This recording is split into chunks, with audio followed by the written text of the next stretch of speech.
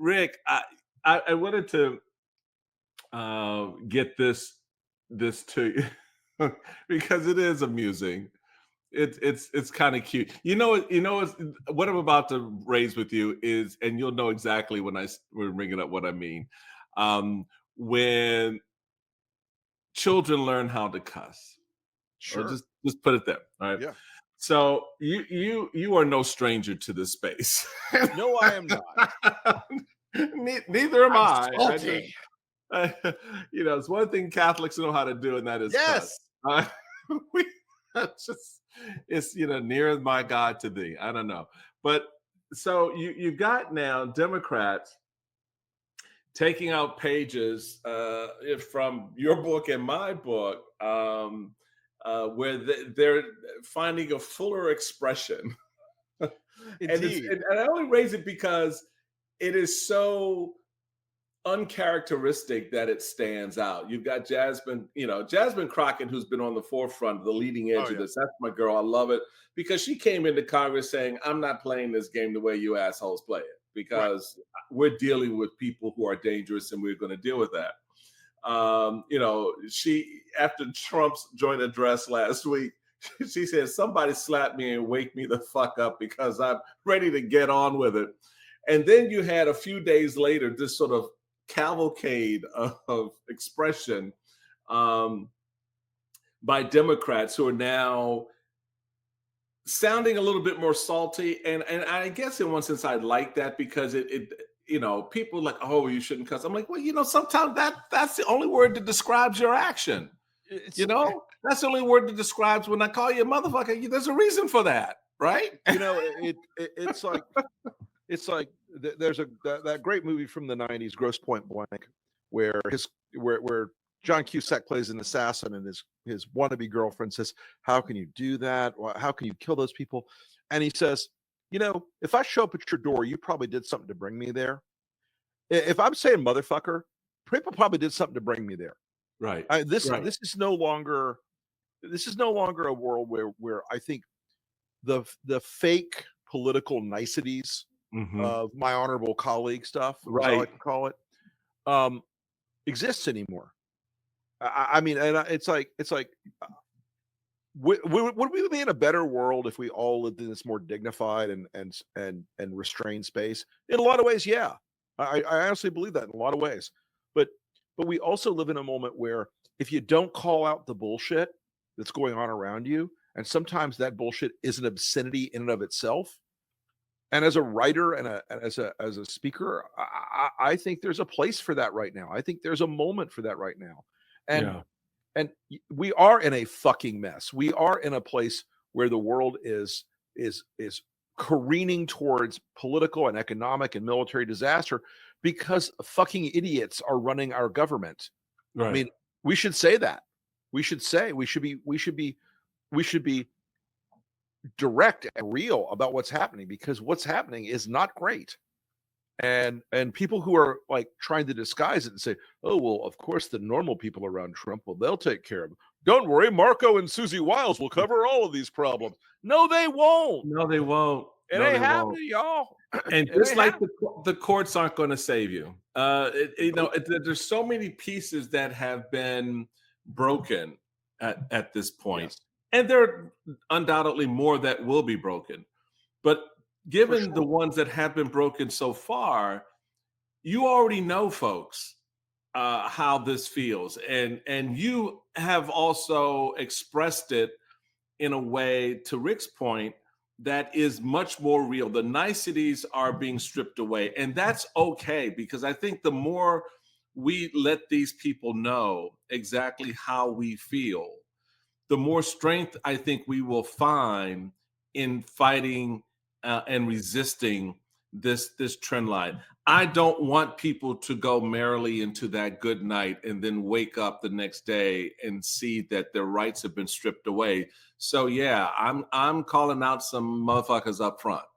Yeah, And that's the part of this that, I mean, if there's a theme in this conversation, it is one of moving towards the light, moving towards those points of light where citizens start to express exactly what's happening to them responding to that, and leveling up to your point, using the appropriate word, the assholes who are running our government, and letting them know, it's time we wipe our ass and clean ourselves up and get rid of I mean, it's just, look, I mean, Michael, and I want that family of a veteran who took his own life at a town hall meeting.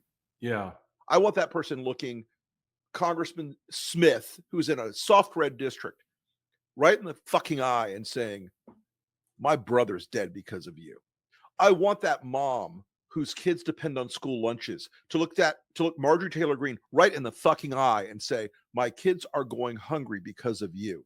I want these people to face the real emotions of human beings for the damage and the harm they are causing.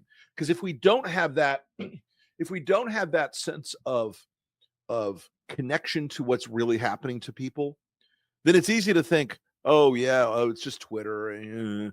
That's not the real world right now. it's y'all. not the real world. The real world is a painful place for a lot of people, and it's going to get much worse. And it's getting much worse because of the decisions being made by Donald Trump and Elon Musk. And people should not pull a punch. They shouldn't, and I'm glad again to see that they're beginning to appreciate that.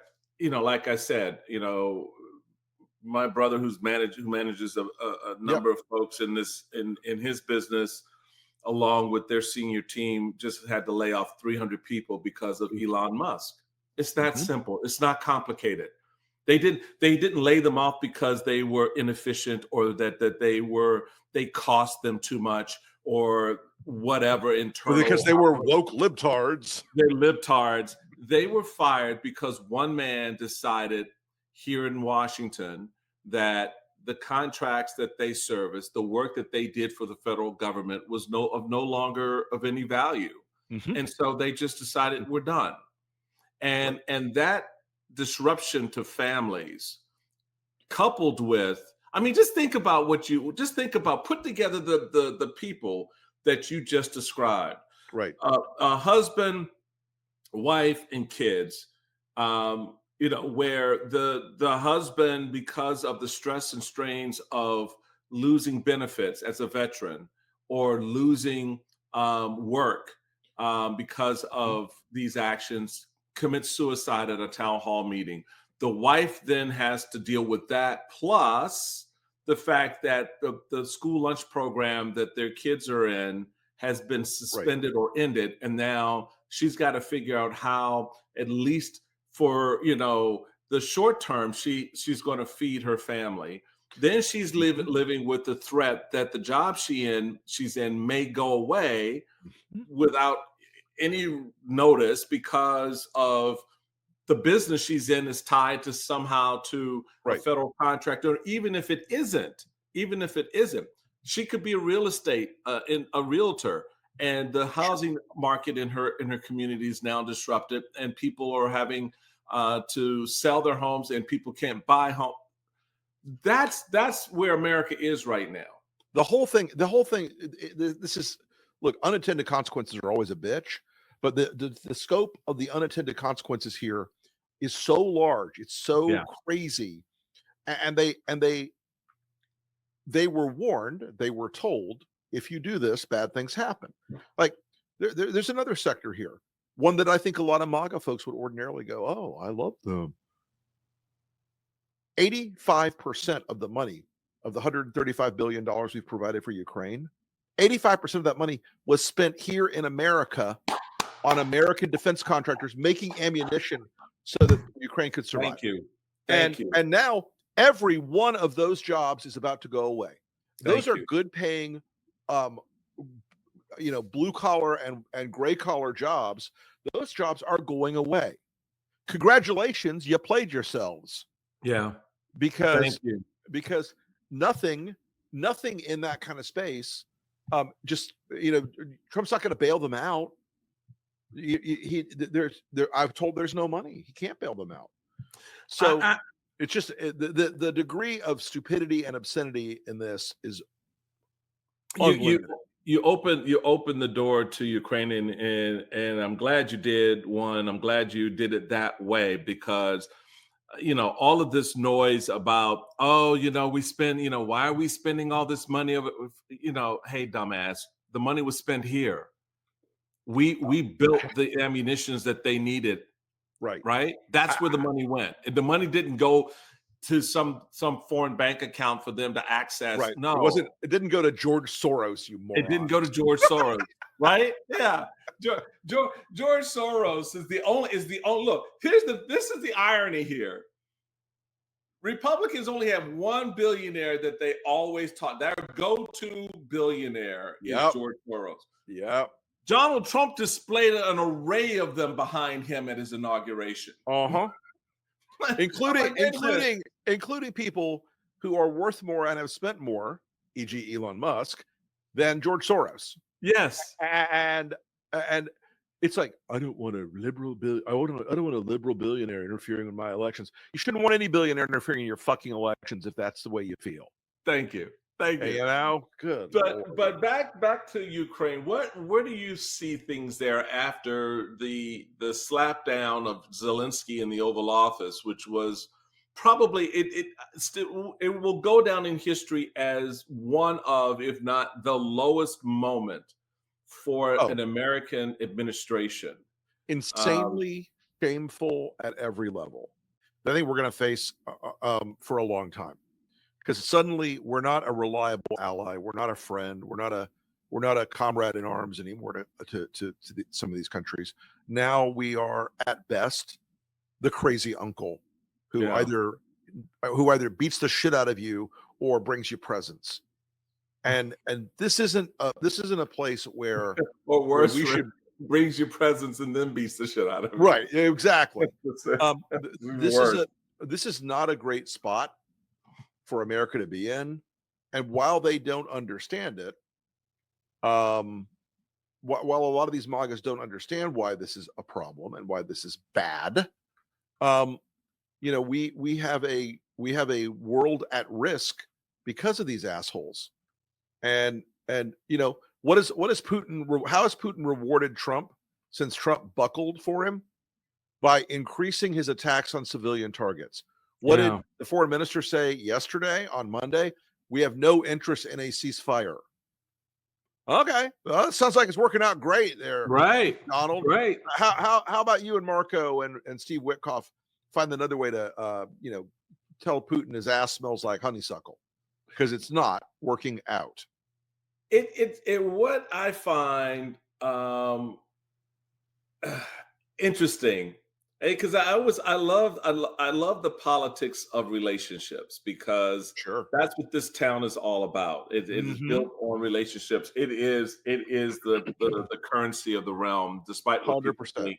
It's all about the relationship. So one of the relationships I find the most amusing to watch is that of Trump's and Marco Rubio, because Marco, and there's so much sound, yes, about him in Trump, but in this one particular space where he has been very clear since 2014 about what Russia represents in this, what they're doing, the danger that they represent, the importance of America's resilience against Russia, to stand as Reagan would have us stand, in defiance of their expansionist vision of the globe, and to be, yes, people hate it, but in this instance, it's necessary, the policeman that will check them. To now have, particularly on Ukraine, to have Trump have him out there being the architect of its demise and destruction, knowing that that's not where Marco stands. That's not what Marco believes. Marco doesn't believe any of the shit that's coming out of his mouth right now relative to what's happening to this country, because we know he doesn't. But yet, the drive to be the secretary, to be in power, to have power, just so overwhelms the senses that you're willing to allow yourself to be punked. Trump enjoys every time Marco's out there saying stuff about and defending Russia. It is There's nothing. amazing. There's nothing on God's green earth that Donald Trump loves more than watching people humiliate themselves for nothing. Yes. Yes. And Marco, who is not a dumb guy, No, he is isn't. currently engaged in the most obscene degree of self-harm that I think I've ever witnessed among damn near anybody.